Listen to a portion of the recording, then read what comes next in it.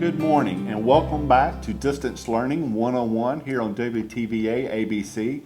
I'm Greg Ellis and today we are joined by Miss Carol Elliott, a first grade teacher at Carver. And Miss Elliott, thank you for taking the time to come join us and to share your experience on distance learning. Okay, Greg, thank you so much for having me today. And first off, I just want to thank Dr. Piku, our administrative team, and all of our teachers for the hard work that they have put in getting distance learning ready for our families.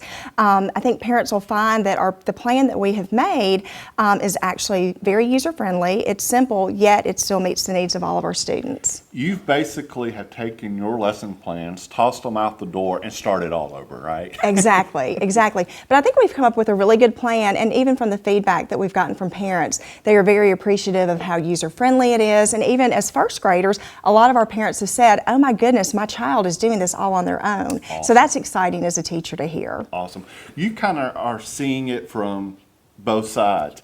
As a teacher, and then you've got kids at home. So how do you balance that to make sure you're taking care of your students and taking care of your kids? Exactly. It really truly is a balancing act. And luckily for me, I have tweens in my home, so they are not early risers. So I can take care of my business with my schoolwork from like 8 to 10, and then after that I work with my own school children. And we've even done some work at night. We really are working at our own pace, and that would be my recommendation to all parents, is to do this at your pace and your child's pace with what you and your child have time to do and what you're comfortable with. And I would tell you to listen to her. She was our 2019 Teacher of the Year, so you know what you're talking about. Now tell us a little bit before we dive in, what are we going to learn today? What are you going to teach? I'm going to take you through our lesson plan. Okay. Our lesson plan is designed to have a math component and an ELA component. We've also embedded science and social studies into our plan, so it's all there, easily ready for you to use. The great thing about what we're doing is these activities should take about 20 minutes for our first graders to do, and we have technology components, but the really exciting thing to me is that children will continue to go to specials every day. They have a specials board at the end of our lesson plan where they can pick if they want to do a PE activity or an art activity or a character ad or even a library activity. All of our specials teachers have been very involved in the planning process, so we can still let our children feel like it's somewhat normal to still get to go to specials. Now, we all know what the acronyms mean, so a lot of the parents don't. We know what math means, so explain to us ELA. Okay, that is our language and reading component. Okay, there you go. All right, well, you ready to go I am. class? Let's delve on in. Let's look at this lesson plan. We are going to start with ELA, and you've already explained what that is. All right, so this is our distance learning plan. It, of course, says to a real plan that you're giving a real to plan, the yes. students. And this is actually today's plan. So we're just going to go through today's plan with you. I'm going to just go ahead and show you the whole week, though, just so you can see. Okay. So this is first grade, week 3. Can you believe this has been 3 weeks? And so one thing that I really like, we have we really have taken the whole child into play in this because we have music activities, we have art activities. And one thing that you'll notice on the ELA plan every day is under ELA it says to do 10 minutes of Lexia. Okay. Lexia is a language program that our children are very familiar with because we've been using it all year. So again, we wanted to try to pull in things that they were familiar with. The other great thing about Lexia is that it tailors to the child's needs. Okay. So this is actually working where your child is. So that's a great benefit of that. I'm just going to kind of scroll through day 1, day 2. You can see we still have phonics activities, language activities, reading activities, and then, as I was saying earlier, we have a specials choice board at the bottom. So let me ask you this. How far out do you give your students assignments? Do you do it the day before, a week out? In first grade, we are assigning usually on Sunday night for the whole week. And again, you can work at your own pace. So if it works better for you to do 1 or 2 days at your house, that's fine. Or if you want to keep your schedule and do a day, 1 lesson every day, that is fine as well. We know that everybody has different needs, and just do what you can do. As Dr. Piku likes to say, it's not a one-size-fits-all for every student. Exactly. And that's why I like our lesson plan so much, because there are so many varied activities. We even have games embedded in here. Nice. All right, so we're going to go ahead and look at day 1. And the first activity says, watch the video explaining key details. This week in first grade, we are working on key details. We are also working on vowel digraphs like OW, OA makes the O sound, OU and OW makes the OW sound, OO makes the OO sound. we're doing the key details. We're working on questions that you can read that you can ask yourself as you're reading. These are questions that either the parents can ask or children can ask themselves, because we don't in first grade just want our children to read. We want them to read for meaning. And these are just good strategies that you can use as you're reading so that you're really thinking about the story and comprehending it. So the first thing it says, watch a key details video. Now, this video is about the Lorax. That's a Dr. Seuss book that we're all familiar with. In this video, you will learn how to ask and answer questions about key details in a text. Today, we are going to practice asking and answering questions about the book The Lorax by Dr. Seuss. I will read an excerpt of the book to help us practice. We'll be using the Lorax for asking questions about a text.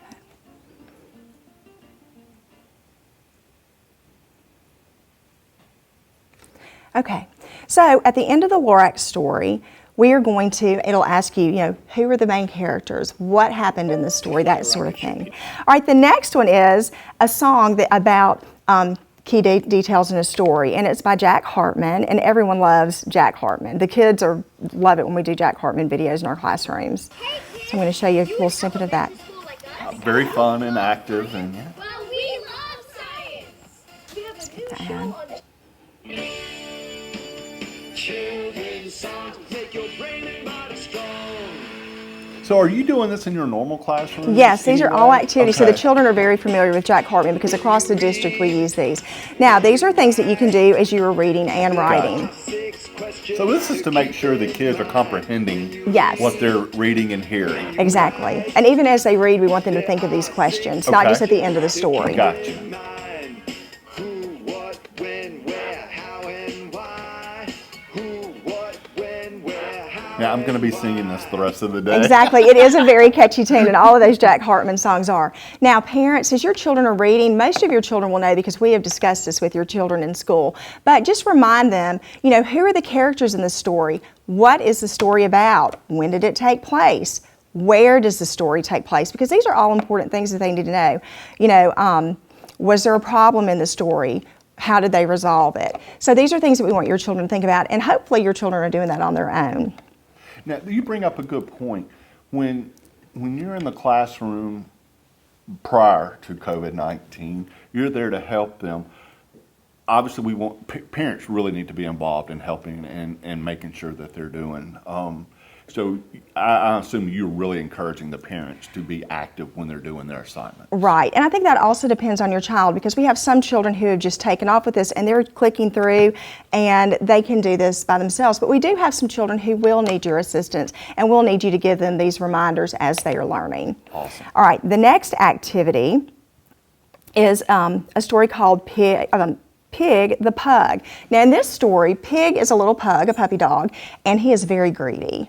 And so he's got a little problem with that, and his friend Trevor is not happy about his greediness. So I'm going to just show you a little snippet of this story, Pig the Pug. And as we're reading this, as your children are reading this story, we want you to think about the Jack Hartman song that they just Who, what, sang, when, Who, What, When, and Where, as they're reading. And this is by Aaron Blavey. Pig was a pug, and I'm sorry to say he was greedy and selfish in most every way. He lived in a house with a wiener dog, Trevor. But when was he nice to him? I'll tell you, never. You've got some great toys there, poor Trevor would say. But Pig would just grumble, they're mine, go away. But it might be more fun, Trevor said to Pig, if we both played together. Well, Pig flipped his wig. No, they are mine. Didn't you hear? Only mine. You keep your paws off them. They are mine, mine, mine. I know what your game is. You want me to share, but I'll never do that. I won't, and I swear. And with that, he proceeded to gather his stuff and make a big pile with a huff and a puff. And once he had gathered them up in a pile, he howled from the top with a satisfied smile. There, shouted Pig, now you won't get my loot. It's mine, mine, mine, mine. So why don't you scoot? I'm going to just pause it right there for a minute. Now, Greg, I'm going to let you be one of my first graders for a minute. I want you to think, who was this story about? Right. Obviously, Pig is he doesn't play well with No, others. he does not. He does not. And of course, he had his friend Trevor was the other main character of the Right. story. Now, what was the problem? You just said it, but what was the problem in this story? He wouldn't share all of his toys, He and would not. apparently he had a lot of them. He did. And then as we go on through the story, we realize that he has a little problem with it. He stacks all of his toys up and then he ends up falling off of them. And he realizes that that was not nice to hoard his toys, and he decides that it's nice to share with his friends. Okay, so Pig had to realize that he needed to share with his family. And so boys and girls, please remember to share with your brothers and sisters at home while we're quarantined together, because that's a good life lesson for us all. So the activity with this book is that we want you to talk about the who and the where and actually write that down. And then I want our first graders to take this one step further and actually illustrate this and make it into an art activity. So you can draw who the characters were and your setting of the story. Awesome. And we can also carry this lesson beyond the quarantine as well. So when Exactly. we're going to take a break, and when we come back, we're going to go to math. We are. We're going to go right on into math. Love it. Love that book. All right, we'll be right back. This is Distance Learning 101.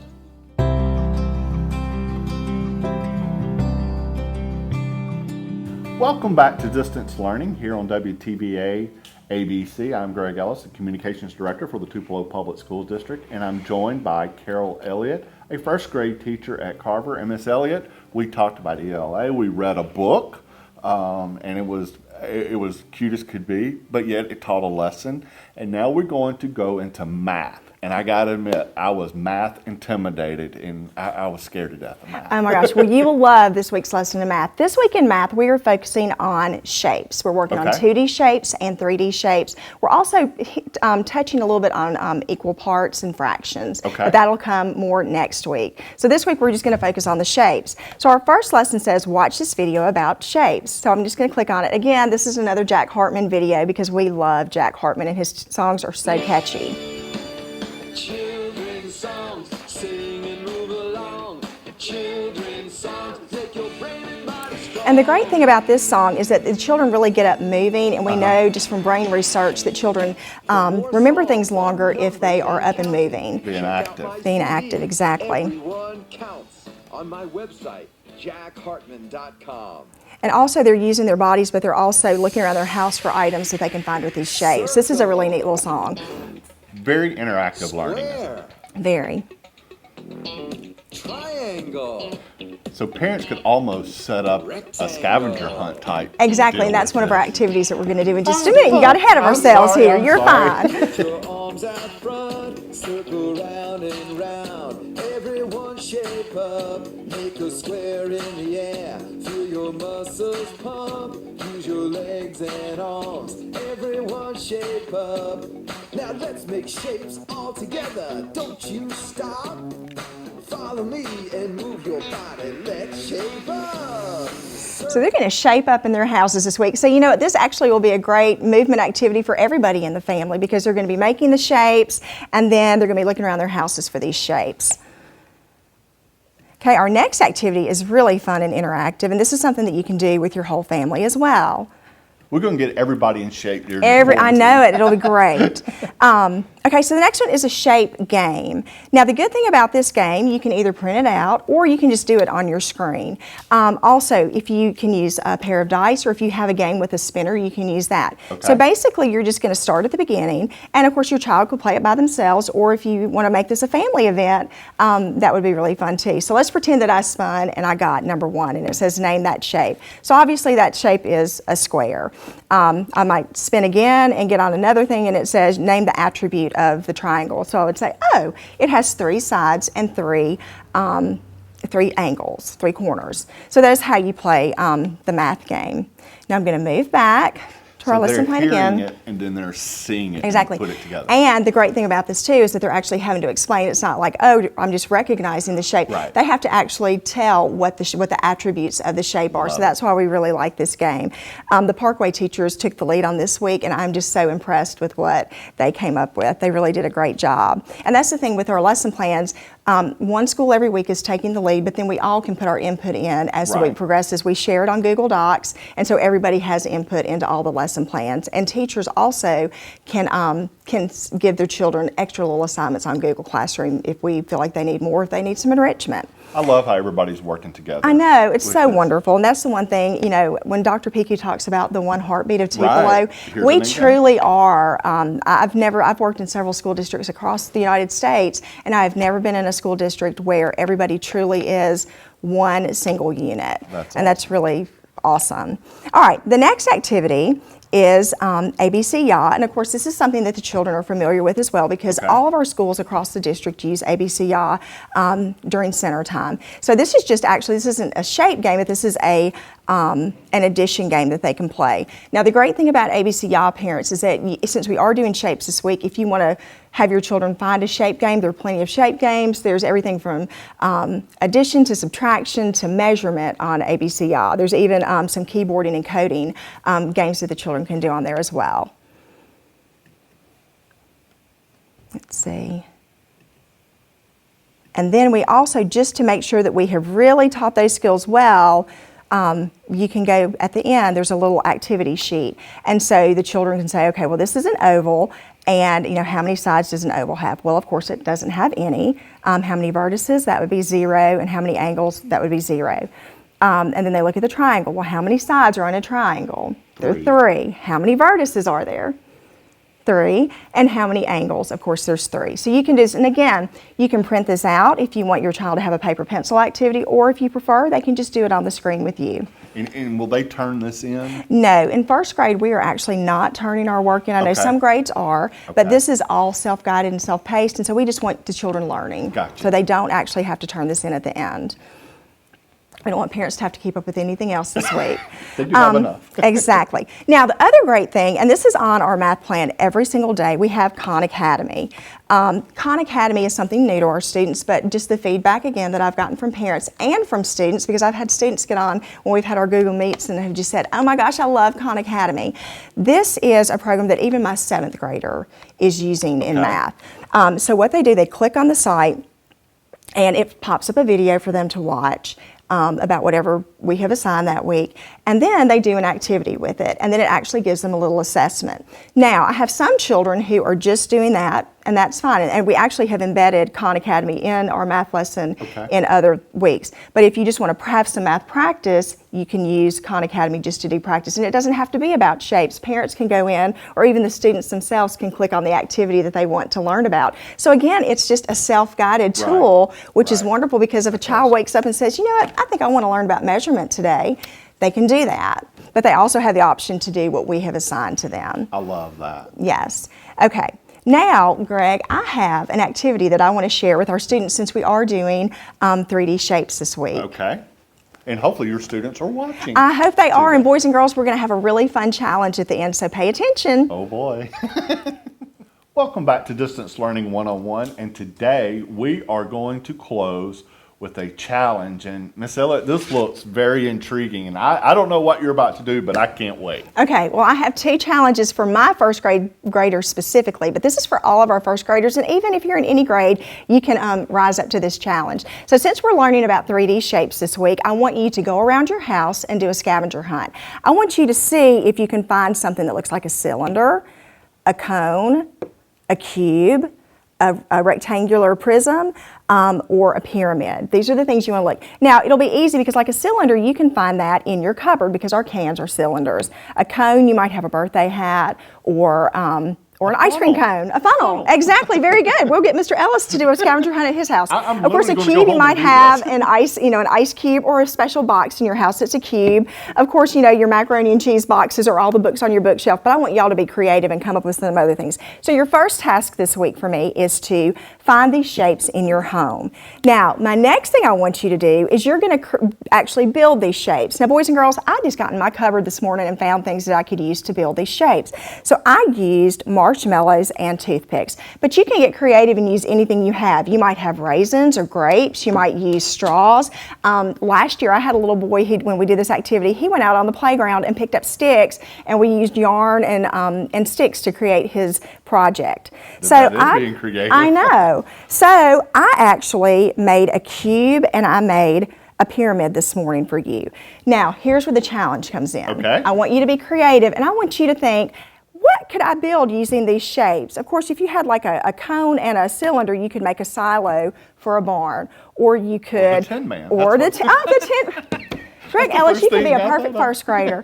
Or, you know, part of a castle, this is what this would look like. I'm going to take mine, and of course, I'm going to use my pyramid to make the roof of a house, and I'm going to use my cube to be the body of the house. So I'm going to put that together, so I've made a house. But you know what, Greg? I think that's kind of boring. Okay. And I think our first graders can come up with something even better. So I think it would be fun if we could do a TPSD challenge for our children. I love How it. about if we say you're going to use the hashtag TPSD shapes, and you send in the creations that you made, because I know we have some great architects and some great engineers in our first grade classes all across our district. Love it. So, you know, maybe some ideas of some things you can do. I've had children who have created houses.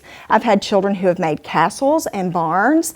Last year, I even had a child who made the coolest bouquet of flowers with their neat. with their shape. So the sky is the limit for you, and I just want you to think, what can I create with these things? And then don't forget, you might end up on our Twitter page. That's right. If you use hashtag shapes. So parents, take pictures, put it on Twitter, hashtag it, and we're going to retweet the best ones on there. How about Awesome. That sounds like a great plan. Boys and girls, I just want, well, first off, Mr. Ellis, I just want to thank you for having me today. This has been so much fun. And I hope you guys have learned something about shapes and about sharing today. And just specifically to my class, I miss you guys so much. I'm going to cry. I miss you guys so much. I can't wait to see you again. I think right there you see the passion that our teachers have for our students and how they want to be back in the classroom as much as you do. Well, this was so much fun. I felt I learned a lot I know, today. and you know, you just come and be a part of our first grade I think classroom I am. I anytime. think I am. I Anytime. may need to redo first grade. Well, thank you for joining us, and Miss Elliott, again, thank you so much for taking the time. And stay safe out there. Wash your hands. Yes. And we can't wait to have you back in the classroom. And socially distanced. And socially distanced. We kind of cheated a little bit, but we're still apart.